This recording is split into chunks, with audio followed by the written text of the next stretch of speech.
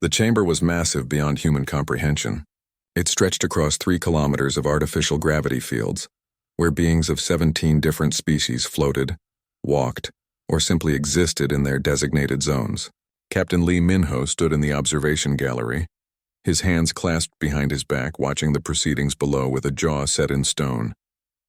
He wore his Earth Defense uniform, the blue and silver colors looking almost dull compared to the brilliant displays of alien biology surrounding him.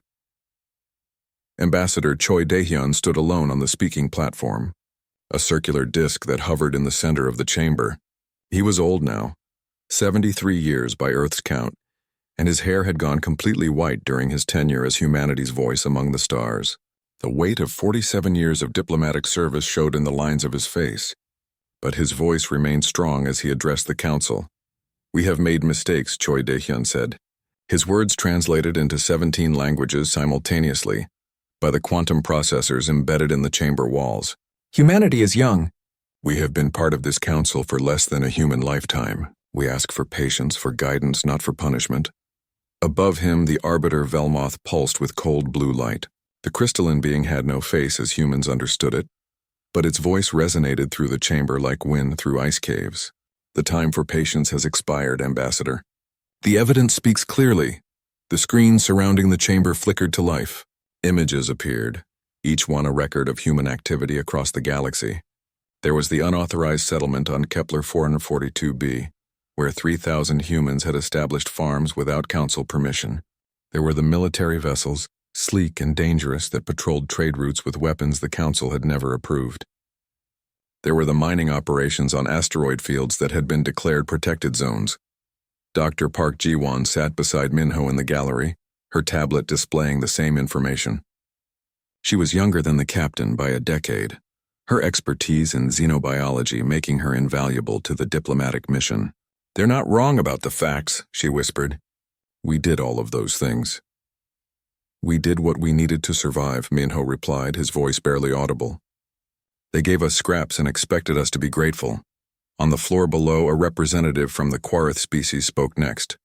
The insect-like being clicked and hummed, its translators converting the sounds into words. "Humanity consumes resources at 17 times the rate of comparable species. They expand without regard for established territories. They refuse to follow the protocols that have maintained peace for 3,000 years. Another representative stood, this one from the aquatic Nereids. Its voice bubbled and flowed. "They are aggressive. They build weapons when they should build understanding. They take what they want and apologize later, if at all." Choi Dae-hyun tried to respond, but the Arbiter silenced him with a pulse of light. "The Council has heard enough testimony. We have debated this matter for 6 standard months. The time has come to vote." The chamber fell silent. Minho felt his heart pounding in his chest. He knew the outcome already. They all did. This was theater, a display of galactic justice that had been decided in backroom negotiations weeks ago. But knowing it didn't make it easier to watch. "The question before the Council is simple," Velmoth said. "Does humanity pose a threat to galactic stability? Should they be exiled from Council space and confined to their system of origin?" The voting began. Each species had one vote, represented by a crystal that would glow green for no or red for yes. The first crystal lit up red, then another, then 3 more in quick succession. Park Ji-won's hand found Minho's arm, gripping it tightly. "This is really happening," she breathed. More red lights appeared. The Quarith voted yes. The Nereids voted yes. The massive Stone Mothers, beings of silicon and patience, voted yes after a long deliberation. One by one, the species of the galaxy declared that humanity was too dangerous, too unpredictable, too different to remain among them. 3 green lights appeared. The Thalrians, a species humanity had traded with extensively, voted no. The Whisper Collective, beings of pure energy who rarely took sides, voted no. And surprisingly, the Lumens, one of the oldest species in the Council, voted no as well. But it wasn't enough. The final count appeared on the central screen in glowing numbers that seemed to burn themselves into Minho's vision. 43 in favor of exile. 3 against. Choi Dae-hyun stood motionless on his platform. For a long moment he said nothing. Then he straightened his back and spoke with quiet dignity. "The people of Earth will comply with this decision. We will withdraw from all Council space within the allotted time."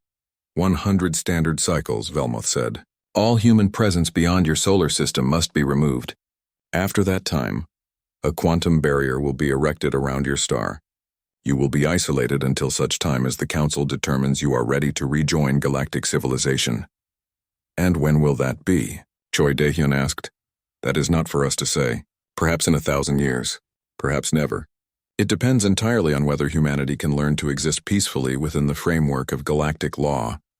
Minho stood abruptly, startling Park Ji-won. He didn't wait for the formal conclusion of the session.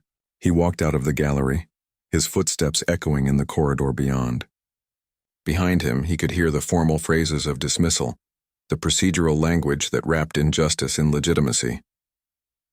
Park Ji-won caught up with him at the transport dock. "Captain, wait." He turned to face her, and she saw something in his eyes that made her take a step back. It wasn't anger exactly. It was something colder, more calculating. "They think they're protecting themselves," Minho said quietly. "They think they're preventing a threat, aren't they?" Park Ji-won asked. "We have been aggressive. We have broken their rules. Rules we never agreed to," Minho said. "Rules that were designed to keep species like us in our place. They don't want us to grow too strong. They don't want competition. So what do we do?" Minho looked out the viewport at the stars beyond. Somewhere out there, millions of humans were living on colony worlds, working on stations, exploring the unknown. In 100 days, they would all have to come home. They would all be locked behind a wall, prisoners in their own solar system. "We comply," he said finally. "We go home. We withdraw every ship, every person, every trace of human presence from their precious galaxy. And then we wait," Minho said. A smile touched his lips, but it held no warmth. "We wait and we build and we make absolutely certain that when we come back it won't be to ask for permission." The transport arrived and they boarded in silence. As the ship pulled away from the Council station, Minho took one last look at the massive structure. It represented thousands of years of cooperation, of different species working together to maintain peace and prosperity. But it also represented stagnation. It represented fear of change. It represented the strong protecting their position by crushing the ambitious. Humanity had been judged and found wanting. They had been exiled from the galactic community like children sent to their room. The Council thought this was the end of the human problem. They had no idea it was just the beginning. The colony on Kepler 442b had been home to 3,217 humans for almost 20 years. They had built farms in the valleys, small cities near the rivers, and had just finished construction on their first university. Children had been born there who had never seen Earth, who thought of the red soil and purple sky as home. Admiral Yoon Tae-yang stood in the central plaza of the main settlement, watching families load their possessions onto transport vehicles. His fleet of 37 ships waited in orbit, ready to carry these people back to a world many of them barely remembered. The Admiral was a tall man, his face weathered from years in space, his uniform bearing the marks of numerous campaigns. A woman approached him, carrying a small child on her hip. "Admiral, please, can't we just stay a little longer? The harvest is in 3 weeks. We could—" "I'm sorry," Yoon Tae-yang said, his voice gentle despite the firmness of his words. "The deadline is absolute. We have 68 days left and we have 11 more colonies to evacuate." The woman's eyes filled with tears, but she nodded and moved toward the transports. This scene had repeated itself dozens of times already today. The Admiral felt each one like a knife between his ribs. Beside him, his second-in-command, Commander Bae Junho, checked his datapad. "Sir, we're receiving reports from the Tanis station. They're refusing evacuation." "Refusing?" "Engineer Kang Sora is leading the resistance. She says she won't abandon 20 years of work just because the Council got scared of us." Yoon Tae-yang closed his eyes briefly. Kang Sora was brilliant, stubborn, and absolutely right. But right didn't matter anymore. "Send a message. Tell her if she's not on a transport in 48 hours, we'll carry her onto one ourselves." 3 star systems away, Kang Sora read the Admiral's message and deleted it. She stood in the engineering bay of the massive space station she had designed, surrounded by equipment that represented the cutting edge of human technology. Around her, 200 other engineers and scientists worked frantically. "How much can we hide?" she asked her assistant. "If we use the dead zone behind the asteroid field, maybe 40% of our research data and 30% of our equipment," he replied. "But the Council sensors will be looking for energy signatures, not cold storage." Kang Sora interrupted. "We coat everything in stealth material. We shut down all power and we make it look like space junk. In 100 years it'll still be there waiting for us. You think we're coming back?" Kang Sora looked at him with fierce determination. "I know we are. And when we do, we'll need every advantage we can get." On Earth, in the capital city of Geneva, Dr. Han Zhu presented her findings to a room full of military and scientific leadership. She was young for such an important briefing, only 31, but her work on quantum mechanics had made her indispensable. "The barrier they're planning to use around our solar system," she explained, projecting complex equations onto the screens. "It's based on technology we've seen before. The Council uses similar barriers for quarantine zones and protected areas. Can we break through it?" asked General Park from Earth Defense. "Eventually, yes. But that's not the interesting part." Han Jisu changed the display to show a three-dimensional model. "The interesting part is that the barrier doesn't just keep things in. It keeps things out. All electromagnetic radiation, all quantum communication, everything. From the outside, our solar system will effectively cease to exist." "That sounds like a prison," someone muttered. "Or a laboratory," Han Jisu said with a slight smile. "They're giving us complete isolation. No one can see what we're doing. No one can interfere. And this technology they're using? I can learn from it. I can understand it. And eventually I can duplicate it or even improve it." The room fell silent as the implications sank in. The exile was meant to contain humanity, to keep them trapped until they learned to behave. But it also gave them something precious: privacy. Back in space, Admiral Yun Taeyang's fleet moved from system to system, gathering humanity's scattered presence. At the mining colony on Sigma Draconis, at the research outpost on Tau Ceti, at the trading hub of New Shanghai Station, everywhere they went, humans packed up their lives and boarded the ships heading home. But not everyone came willingly, and not everything was reported. Ships went missing from the official manifests. Equipment was logged as destroyed that was actually hidden.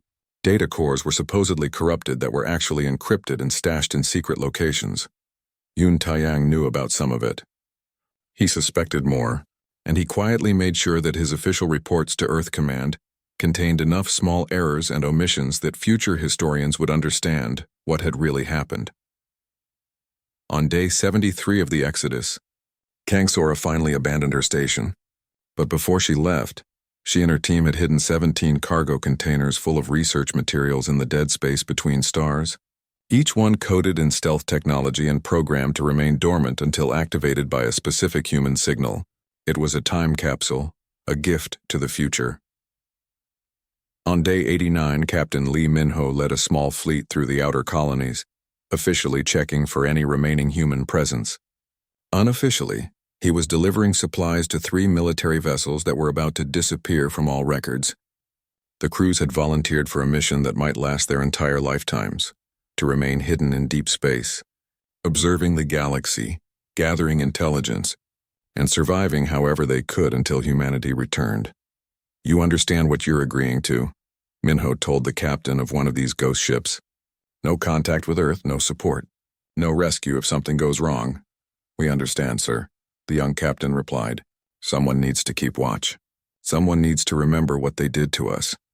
On day 98, the last transport ship passed through the edge of the solar system, carrying the final group of colonists home. Admiral Yun Taeyang watched from the bridge of his flagship as Earth grew larger in the viewport. The planet looked small and fragile from this distance, a blue marble in the vast darkness. It was hard to believe that all of humanity would soon be confined to this one tiny system. That night, he filed his final report. The evacuation was complete. All humans were accounted for. All council regulations had been followed. It was a lie, of course, but it was a lie that needed to be told. On day 100, the council activated the barrier.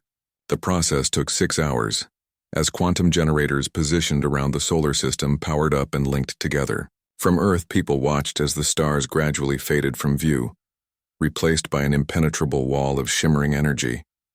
Lee Minho stood on a balcony in Seoul, looking up at the sky as the last stars disappeared. His granddaughter, a girl of 7, stood beside him holding his hand. "Grandfather, where did the stars go?" she asked. "They're still there," he told her. "We just can't see them right now. When will they come back?" Minho looked down at her young face, seeing in her eyes the future of humanity. When we're ready, when we're strong enough to make them come back. Across Earth, across the orbital stations, across the Moon and Mars and the mining colonies in the asteroid belt, millions of humans looked up at the barrier that caged them. Some felt despair, some felt anger, some felt relief that the constant pressure of dealing with alien politics was finally over. But a few, like Lee Minho, like Kang Sora, like Han Jisoo, like Admiral Yoon Tai-yang, felt something different. They felt motivated, they felt challenged. They felt the burning desire to prove that Exile wouldn't break humanity. It would only make them stronger. The Council had voted to remove humanity from the galactic stage. They thought they had solved their problem. They thought they had contained a threat. What they had actually done was give humanity time, privacy, and the most powerful motivator in human history, a goal that everyone could unite behind. The Council had made their greatest mistake. They had given humanity something to prove. 100 years had passed since the barrier went up. In the galaxy beyond, humanity had become a story told to warn young species about the dangers of aggression. The Council rarely spoke of Earth anymore. The few times it came up in discussions, the older species would shake their heads or make whatever gesture their biology allowed for dismissal. Humanity had been a brief disruption, now contained and forgotten. The Council itself had changed in those 100 years. The balance of power had shifted toward 3 elder species who called themselves the Hierarchy. They controlled the major trade routes, dominated the military committees, and had quietly eliminated most of the reforms that had once made the Council a place of genuine cooperation. The Thalrians, who had voted against human exile, now existed as a client state. The Whisper Collective had retreated into isolation. Smaller species paid tribute rather than tariffs, but behind the barrier, in the solar system that had once seemed like a prison, something remarkable had happened. President Kim Hyejin stood in the observation room of Prometheus Station, the largest artificial structure humanity had ever built. It orbited between Earth and Mars, a city in space that housed 2 million people. Through the viewport, she could see the construction yards where hundreds of ships were being assembled simultaneously. Beyond them, the massive ring of the orbital accelerator stretched like a silver necklace around Earth's equator. She was 47 years old, and she carried the weight of being Lee Minho's granddaughter with quiet pride. Her grandfather had died 15 years ago, but his journals and speeches had shaped her entire life. She had grown up on his stories about the galaxy, about the exile, about the promise that humanity would return. "Madam President," her aide said, approaching with a tablet, "Dr. Shin Aram has arrived for the briefing." Hyejin turned from the viewport and straightened her jacket. "Send her in." The woman who entered was small, barely reaching Hyejin's shoulder, but her reputation preceded her by miles. Shin Aram was 33 years old and already considered the greatest physicist of her generation. She had solved problems that had stumped her predecessors for decades. "You said you had a breakthrough," Hyejin said without preamble. Shin Aram smiled, but there was exhaustion in her eyes. "I've been working on the barrier problem since I was 15. 18 years of my life, dedicated to understanding how the Council trapped us here." She activated a holographic display between them. 2 weeks ago, I finally cracked it. The hologram showed the quantum barrier surrounding the solar system, rendered in blues and greens. Shin Aram manipulated the display with practiced gestures. "The barrier isn't just a wall. It's a field that exists in multiple dimensions simultaneously. The Council's technology keeps it stable by constantly refreshing the quantum state. Can we break through?" Hyejin asked. "Better than that. We can control it." Shin Aram's smile widened. "I can create temporary openings. Small ones at first, but with practice we could open passages large enough for ships. And eventually—" She paused for effect. "Eventually we could build our own barriers. Anywhere we want." Hyejin felt her heart racing. This was what they had been waiting for. This was the key to everything. "How soon can we test it?" "I have a prototype ready now. But Madam President, before we do anything, you should see what Commander Bae Junho discovered." The commander in question arrived minutes later. He was in his 50s now, his hair starting to gray, but he moved with the energy of a much younger man. Bae Junho had spent the last 20 years training the new generation of Earth's defense fleet, preparing for a day that everyone hoped would come. "We sent a probe through a micro-opening in the barrier 3 months ago," he explained, activating his own set of displays. It was only open for 17 seconds, but the probe got through and has been sending back data ever since. What they saw made Hyejin's blood run cold. The images showed council space, but it was different from the galaxy her grandfather had described. There were ships marked with military insignia patrolling trade routes. There were species transmitting distress signals that went unanswered. There were worlds that had clearly been stripped of resources without regard for the native populations. The council has become an empire, Bei Junho said quietly. The hierarchy controls everything. They've enslaved at least 4 species that we can identify. Trade is conducted at gunpoint, and dissent is crushed. More images appeared. These ones showed the Thalrians, the species that had voted against human exile. Their worlds were occupied. Their ships were impounded. Their leaders had been replaced with hierarchy appointees. There's more, Bei Junho said. He displayed a message that had been intercepted from a Thalrian resistance cell. It was short and desperate. If humanity still exists, if you can hear this, we made a mistake. We need help. Everyone needs help. Hyejin read the message 3 times, feeling the weight of it settle onto her shoulders. The galaxy that had exiled humanity now needed them. The question was whether humanity should care.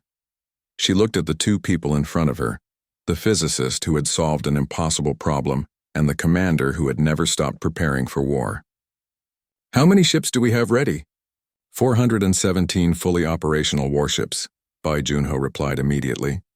Another 600 in various stages of completion. And that's not counting the civilian vessels we could retrofit in an emergency. That sounds like a lot, Shin Ariam said. But the Council has thousands of ships. The Council has thousands of old ships, Bei Junho corrected with a slight smile. Ships built with century-old technology, using tactics that haven't changed in generations. Our ships are different. Every single one incorporates technology and ideas that the galaxy has never seen because we developed them in isolation.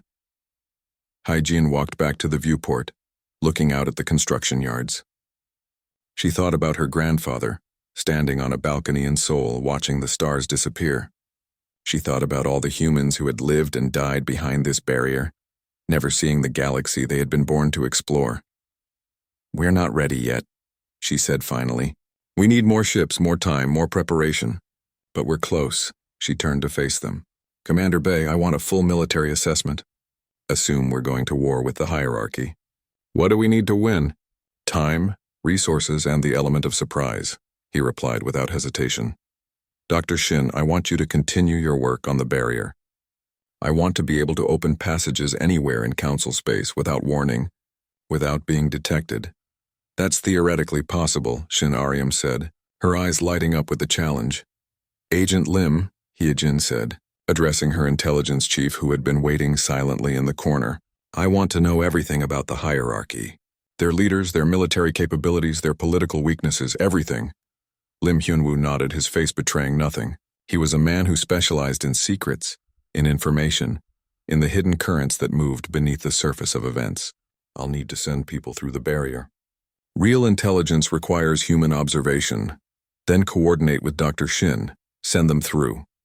Over the following months, the plan took shape. It was called Project Outreach, a name that intentionally sounded peaceful and diplomatic. But its true purpose was preparation for the largest military operation humanity had ever attempted. Scout ships slipped through temporary openings in the barrier, staying hidden in the void between stars, gathering data and making contact with resistance groups. The information they sent back painted a picture of a galaxy held captive by fear and force. Meanwhile, the construction yards worked around the clock. New ships rolled out weekly, each one incorporating the latest advances in weapons, shields, and propulsion. Training programs intensified. Factories converted to war production. Earth's orbital habitats, the ones that had seemed like signs of humanity's imprisonment, revealed their true purpose as military staging grounds. Hyejin addressed the Earth Council late one night, a century after the exile began. Our grandparents were sent home in shame. They were told they were too dangerous, too unpredictable, too different to be part of galactic civilization, but they didn't despair. They built. They planned. They waited for this moment. She paused, looking at the faces of Earth's leaders. The Council exiled us hoping we would fade away. Instead, we grew stronger. They wanted us contained. Instead, they gave us time to prepare. They wanted us forgotten, but we never forgot them. And now the galaxy needs what they tried to eliminate. Humanity's refusal to accept injustice, our willingness to fight for what's right, our stubborn belief that things can be better. The vote was unanimous. Humanity would return to the galaxy, not as supplicants begging for readmission, but as liberators offering a choice: reform or face the consequences. The silent century was ending. The time for action had come. The first sign that something had changed came at 17 different points across Council space, all in the same instant. Ships appeared where no ships had been moments before, emerging from points of distorted space that sensors hadn't detected. They were human ships, but not the vessels the galaxy remembered. These were sleek and dangerous, covered in angular armor that seemed to drink in light rather than reflect it. At the Andara Junction, a major trade crossroads controlled by the hierarchy, Fleet Admiral Jong Min-suk stood on the bridge of the Earth vessel Defiance. He was 60 years old, a career military officer who had spent the last 30 years preparing for this exact moment. Around him, his crew worked with practiced efficiency, their faces showing focus rather than fear. All ships reporting ready. Admiral, his communications officer reported. Open a channel to the hierarchy fleet, Jong Min-suk ordered. The view screen activated, showing the crystalline face of a hierarchy commander. The alien's features shifted through colors that indicated confusion and alarm. Unknown vessels, you are in violation of Council space. Identify yourselves immediately or be fired upon. I am Fleet Admiral Jong Min-suk of the Earth Defense Force, he replied calmly. We are returning to the galaxy. Stand down and no harm will come to you. Earth? The hierarchy commander's colors shifted to something that might have been laughter. Earth is sealed. You cannot exist. This is some trick? No trick, just humanity keeping a promise. Jong Min-suk nodded to his weapons officer. Fire a demonstration shot. Something they can't ignore. The Defiance fired a single weapon, a beam of concentrated energy that humanity had developed in isolation. It struck an asteroid 3,000 kilometers away and reduced it to vapor in less than a second. The hierarchy ship's sensors went wild trying to analyze what they had just witnessed. That asteroid was solid iron, 16 kilometers across, Jong Min-suk said. Now it's dust. This is your only warning. Stand down. The hierarchy commander's colors went dark. Then his ships opened fire. The battle that followed lasted exactly 18 minutes. The hierarchy had numbers, but humanity had innovation. Earth ships moved in patterns that made no sense to enemy targeting systems, using propulsion technology that allowed for impossible maneuvers. Their weapons cut through hierarchy shields as if they weren't there. Their own shields absorbed attacks that should have destroyed them. When it was over, 12 hierarchy warships were disabled and drifting. Not destroyed. Jong Min-suk had been very specific about that. Humanity wasn't here to commit genocide. They were here to make a point. Broadcast the message, he ordered. Across all 17 locations where human ships had appeared, the same transmission began playing. It showed President Kim Hye-jin standing in what was clearly a human command center, surrounded by advanced technology. People of the galaxy, she began. 100 years ago, your council voted to exile humanity. They declared us too dangerous to exist among you. They sealed us behind a barrier and hoped we would fade into obscurity. But humanity does not fade. We adapt, we grow, we overcome. The transmission switched to show the evidence that Bae Junho's scouts had gathered. Images of enslaved species, records of corrupt trade practices, video of hierarchy forces attacking peaceful protesters, documents showing how the council had betrayed its own principles. While we were gone, the council became an empire, Hye-jin continued. The hierarchy now controls everything, crushing dissent and exploiting the weak. This is not the galactic civilization we were exiled from. This is something darker, something that needs to change. Back on Earth, in the command center Hye-jin had broadcast from, Agent Lim Hyunwoo monitored the galaxy's response. He was a man who understood that wars were won with information as much as weapons. His network of agents, carefully placed over the past year, began their work. Messages started flooding council communication channels. Resistance groups that had been silent suddenly found their courage. The evidence of hierarchy crime spread across 1,000 worlds. Species that had suffered in silence began to speak up. The galaxy, so carefully controlled for 100 years, began to crack. On the planet Thalros, home of the species that had once voted against human exile, Crowds gathered in the streets. They had lived under hierarchy occupation for decades. Their leaders imprisoned, their resources taken, their culture suppressed. Now they watched the human broadcast and felt something they hadn't felt in years. Hope. A young Thalrian named Kira stood on a platform in the capital city's main square. She had been born after the occupation began and had never known freedom. But her grandmother had told her stories about the time before the hierarchy, about humanity, the species that had been different, unpredictable, and ultimately punished for it. They came back. Kira shouted to the crowd. Humanity came back. If they can break free, so can we. The hierarchy garrison tried to disperse the crowd, but the people didn't run. They had seen what human weapons could do. They had seen human ships appear from nowhere. They knew that change was possible now. Similar scenes played out across dozens of worlds. The hierarchy's grip on the galaxy had always depended on fear and the belief that resistance was futile. Humanity's return shattered that belief in a single day. At the Grand Council Station, the same chamber where humanity had been exiled, emergency sessions were called. The Arbiter Velmoth, now ancient even by crystalline standards, watched as the council descended into chaos. The hierarchy representatives demanded action. The smaller species demanded answers. The reformists, a faction that had been growing quietly for years, demanded change. Ambassador Park Yunji walked into that chaos with the confidence of someone who held all the cards. She was 55 years old, a diplomat trained in the New Earth way, combining traditional negotiation with psychological warfare and backed by overwhelming military force. Ambassador from Earth, Velmoth pulsed weakly. You were not invited to this chamber. And yet here I am, Park Yunji replied. The question you should be asking isn't how we got here, but what we want. A hierarchy representative, a being of tentacles and calculation, spoke next. You are in violation of your exile. You are committing acts of war against council forces. You will be destroyed, Park Yunji smiled. With what? The fleets you just lost at 17 different locations. The ships that are currently watching 37 hierarchy military bases and can destroy them whenever we choose? Or perhaps you mean the Council's united forces, which currently don't exist because half your members are in open revolt. She walked to the center of the chamber, to the same spot where Choi Daehyun had stood a century ago. Humanity has returned, but not the humanity you remember. We've had 100 years to think about what you did to us, 100 years to develop new technology, 100 years to build ships and train soldiers, 100 years to get angry. The chamber fell silent. But we're not here for revenge, Park Yunji continued. We're here because the galaxy is broken and we're going to fix it. The hierarchy will be dissolved. The council will be reformed, fair representation will be established, and species will be allowed to develop at their own pace without being punished for being different. You cannot make demands of the council, another hierarchy member said. I'm not making demands, Park Yunji replied. I'm stating facts. Look at your screens. New images appeared throughout the chamber.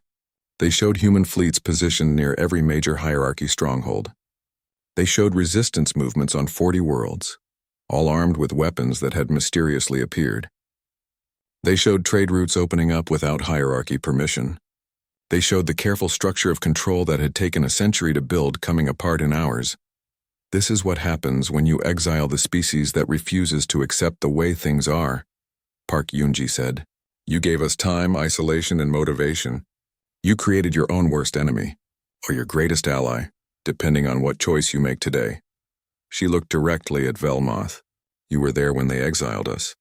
You cast the deciding vote. You know what the council has become since then. So I'm asking you, do you side with the empire the hierarchy has built? Or do you side with the principles the council was supposed to represent? Velmoth pulsed in silence for a long moment. Then slowly, the ancient being's light shifted to a color that meant agreement. The Arbiter recognizes that the council has strayed from its founding purpose, Velmoth said. These claims against the hierarchy merit investigation.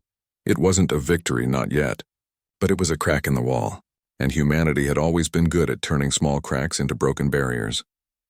Outside the station, Jung Min-seok's fleet waited.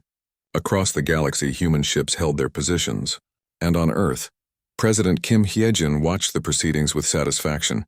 They had written their own rules. Now they would make the galaxy follow them. The hierarchy's response came 3 days after Ambassador Park Yoon-ji's declaration. They called it Operation Final Order, a massive military mobilization designed to crush both the human forces and the rebellions they had inspired. Over 2,000 warships gathered at the staging point near the designation Prime Station, the largest fleet assembled in galactic history. Fleet Admiral Jung Min-seok watched the enemy fleet gathering from his position 17 light-years away. His own forces numbered only 400 ships, but he wasn't concerned about the numbers. Wars were won by adaptability, not size, and humanity had spent a century learning to be unpredictable. "They're moving in the standard formation," his tactical officer reported. 3 waves, heavy ships in front, support vessels in the middle, command ships at the rear. Jung Min-seok nodded. The hierarchy was fighting the war they knew how to fight, using tactics that had worked for 1,000 years. That was their first mistake. "Dr. Shin, are you ready?" On the science vessel, Breakthrough, Shin Ariam sat surrounded by screens showing the quantum barrier equations she had mastered.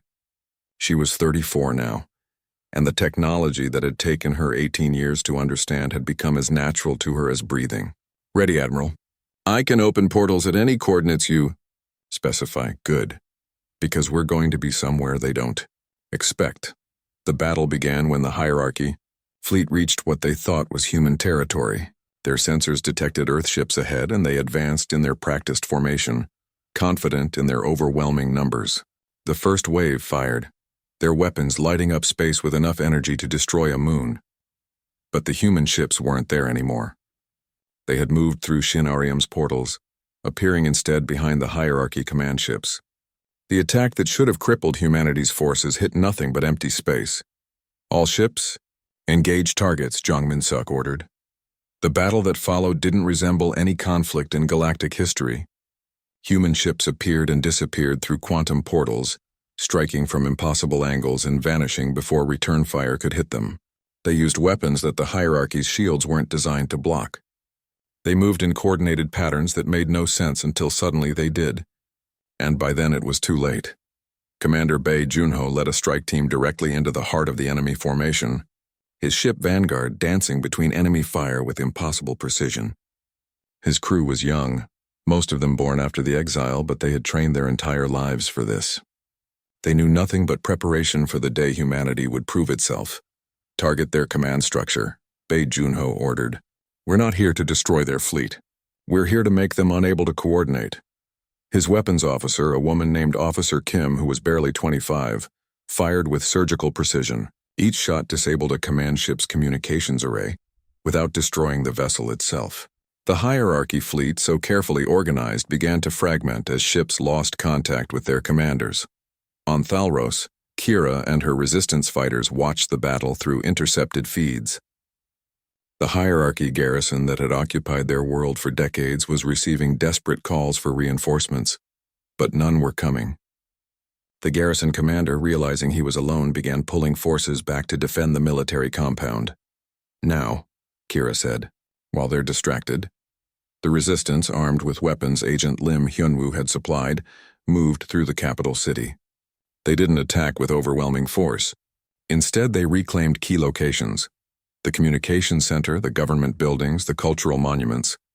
By the time the garrison realized what was happening, the city had already changed hands. Similar uprisings occurred on 37 worlds simultaneously, all coordinated through the network Lim Hyunwoo had built. The hierarchy, fighting humanity in space, suddenly found themselves fighting on dozens of fronts. At the Grand Council Station, President Kim Hye-jin arrived with an escort of warships. She had left Earth for the first time in her life, making the journey through Shin Ariam's portals to stand in the chamber where her grandfather had been humiliated. The council was in emergency session, but it was no longer the unified body that had exiled humanity. It had fractured into factions. The hierarchy representatives demanded total war. The reformists called for negotiation. The neutral species watched and waited to see which side would win. Velmoth, the ancient arbiter, pulsed with a light that had dimmed considerably over the century. The crystalline being had presided over the council's transformation from a cooperative body into an empire, and the weight of that guilt was visible in every flash of color. "President Kim Hye-jin," Velmoth said, "you bring war to our doorstep. I bring a choice, Hyejin replied. She walked to the center of the chamber, and with a gesture activated a holographic display that showed the current state of the galaxy. Hierarchy forces were in retreat. Rebellions were succeeding. The trade routes were open again. The grip of fear was breaking. The hierarchy is finished, she said simply. The question is what comes next. You can continue fighting and we will continue winning. Or you can accept that the galaxy needs to change.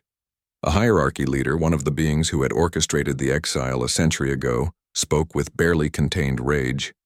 You are criminals. You were exiled for good reason.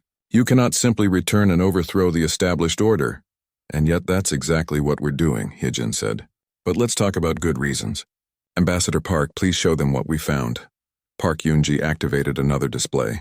It showed financial records, communication intercepts, and documented evidence of the hierarchy's crimes over the past century. Enslaved species, stolen resources, murdered dissidents, suppressed technologies that would have helped smaller species develop. The list went on and on. This is what the council became while we were gone, Park Yoonji said. This is the established order you're defending. And this is why we're not asking for permission anymore. The neutral species representatives began murmuring among themselves. They had known about some of this, but seeing it all laid out, undeniable and documented, forced them to confront what they had been ignoring. Then Shinarium's voice came through the chamber's communication system. Madam President, we have a situation. On the display, new images appeared.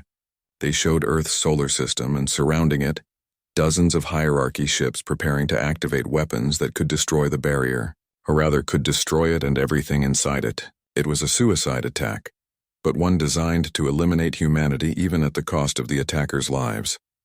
If you don't withdraw immediately, the hierarchy leader said, we will destroy your homeworld. Your entire species will be eliminated. The chamber fell silent. Every eye sensor or alternative perception organ focused on Hyejin. She stood alone in the center, facing the threat of extinction, and she smiled. Dr. Shin, activate Protocol Fortress. The display changed again. Around Earth's solar system, the barrier that had imprisoned humanity for a century suddenly expanded. Then it split, forming dozens of smaller barriers, and each one appeared around a hierarchy homeworld. We learned your technology, Hyejin said quietly. We improved it, and now every hierarchy world is sealed exactly as you sealed Earth. Your ships outside can't get in, your populations inside can't get out, and unlike you, we can maintain these barriers indefinitely. She let that sink in. Then she continued, we can lift these barriers right now. All you have to do is surrender, dissolve the hierarchy, submit to a reformed council with genuine representation, accept that the galaxy doesn't belong to you anymore. This is terrorism, the hierarchy leader said, but his voice had lost its confidence. This is justice, Hyejin replied. You exiled us. You tried to erase us, and now you're experiencing exactly what you did to us. The difference is, we're offering you a way out. You never gave us that option. Velmoth pulsed with a color that meant deep thought. The ancient being looked at the hierarchy representatives, then at the human president, then at the other council members. 100 years ago, I cast my vote to exile humanity. Velmoth said slowly. I believed we were preventing a threat. I believed we were maintaining order. I was wrong. The threat was not humanity's strength or their differences. The threat was our fear of change. By exiling them, we didn't eliminate a danger. We eliminated the one species that would have prevented what the council became. The Arbiter's light grew slightly brighter. I cast my vote now in favor of the Reformation. The hierarchy must be dissolved. The council must be rebuilt. And humanity must be recognized not as a threat, but as an equal partner in galactic civilization. One by one, the other species began to vote. The reformists immediately agreed. The neutral species, seeing which way the tide was turning, added their support. Even some of the smaller hierarchy allies, unwilling to see their homeworlds imprisoned forever, broke ranks. The hierarchy leaders, seeing they had lost, made one final attempt at defiance. But their own people, trapped behind barriers and facing the reality of their leaders' crimes, began to rebel. Messages came through from the sealed worlds demanding surrender, demanding change, demanding that the old ways end. 3 days later, the hierarchy formally dissolved. Its leaders were taken into custody to face trial.